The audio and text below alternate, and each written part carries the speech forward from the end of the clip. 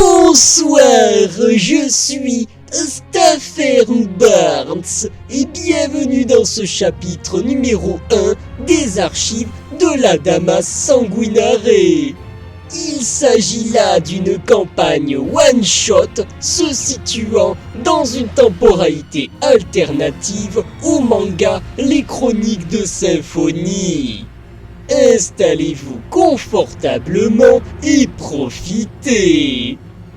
Lamia, fang de son état, était confortablement installée à une terrasse d'un café dans les bas quartiers de la cité en surface de Kyuketsuki. Elle avait attendu l'arrivée de déserteurs de l'armée aux ordres de l'église du triumvirate qui avait apparemment trouvé refuge incognito en territoire ennemi.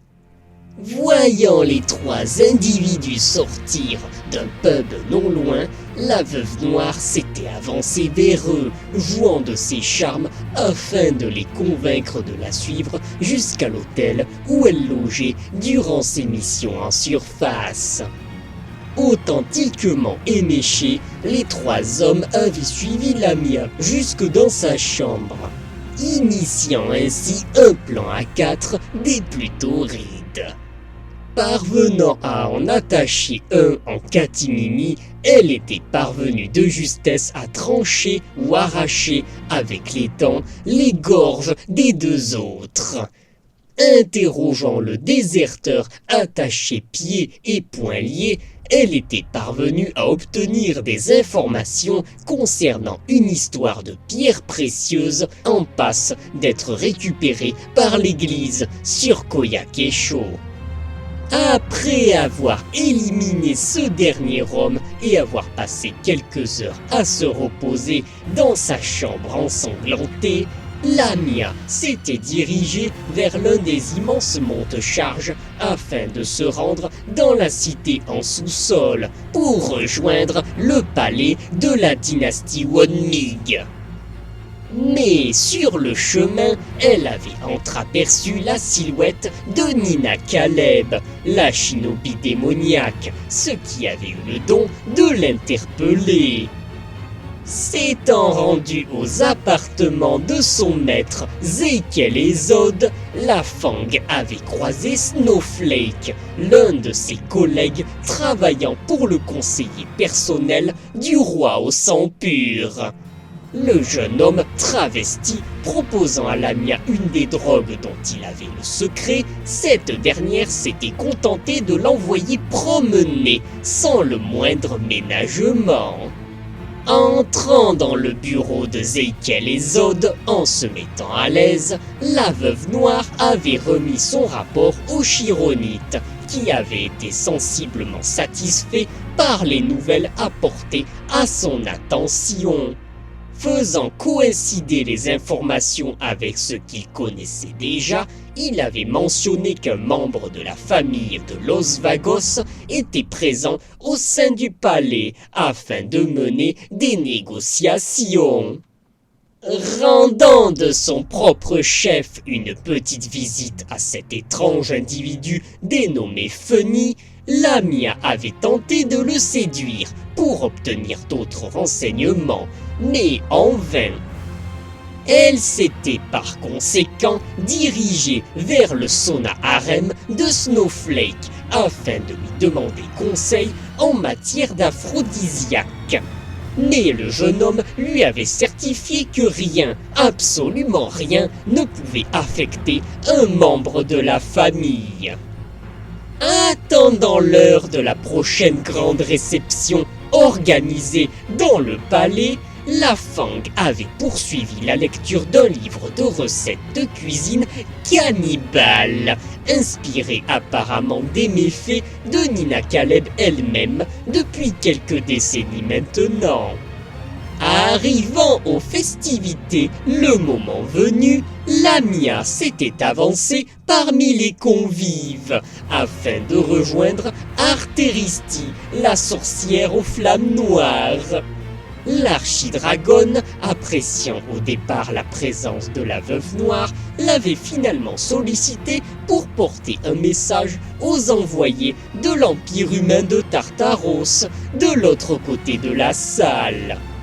Allant ainsi à la rencontre d'un étrange scolopendre humanoïde nommé Lord d'Okaimon, la tourte grise voyageuse avait confié les mots dont elle était porteuse. Ne restant pas plus de temps avec ces individus malsains qu'elle exécrait par-dessus tout, elle s'en était retournée auprès d'Arteristi lorsqu'elle avait senti la présence de Nina Caleb sur un balcon à hauteur. Lorsque la shinobi était passée à l'action pour éliminer Lord Kenkyonago également présent, Lamia s'était extraite de la poigne de l'archidragone pour se porter en protection de Scorn One Mig. Durant cette scène, Dokaimon avait surjoué la surprise et la colère avant de disparaître dans un flash lumineux.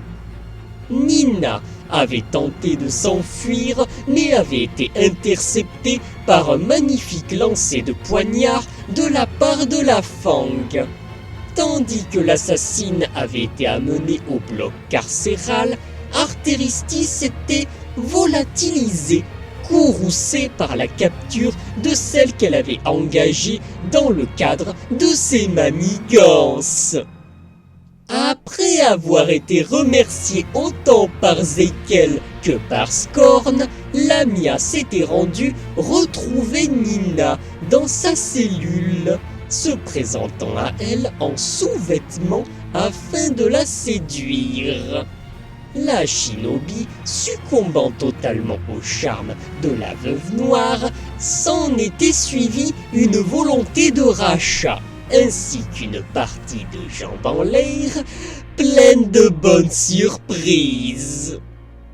S'étant rendue par la suite dans la salle du trône, Lamia avait apporté les révélations de Nina à la connaissance autant du roi au sang pur que de son maître Zeikel. Ce faisant, Scorn s'était approché, libérant la Veuve Noire de la marque de sang qui la servissait. Étant ainsi libre, elle avait néanmoins assuré sa fidélité au sabbat occulte des enfants des ombres, en promettant d'aller s'emparer de la pierre précieuse détenue par le camp ennemi. C'est ainsi que Lamia s'en était retournée auprès de Nina pour la libérer, en la tenant cependant en laisse pour la mener dans ses appartements privés. Là était survenue une deuxième session débat sexuel, saupoudrée d'une forme de retrouvailles touchante. Une vingtaine d'années en arrière, la shinobi avait sauvé la vie de Lamia et sa famille juste avant le déclenchement du courroux de Mère Symphonie. Ce faisant, depuis ce jour, la Fang avait été en admiration devant sa sauveuse, notamment concernant le sombre secret de sa véritable nature, cannibale. Cet état de fait promettant une belle relation à venir, autant sur le plan charnel qu'émotionnel. Ainsi se conclut ce premier chapitre des archives de la Damas Sanguinare. Merci à vous d'avoir écouté et regardé. À très bientôt. C'était Staffern Barnes. À vous les studios.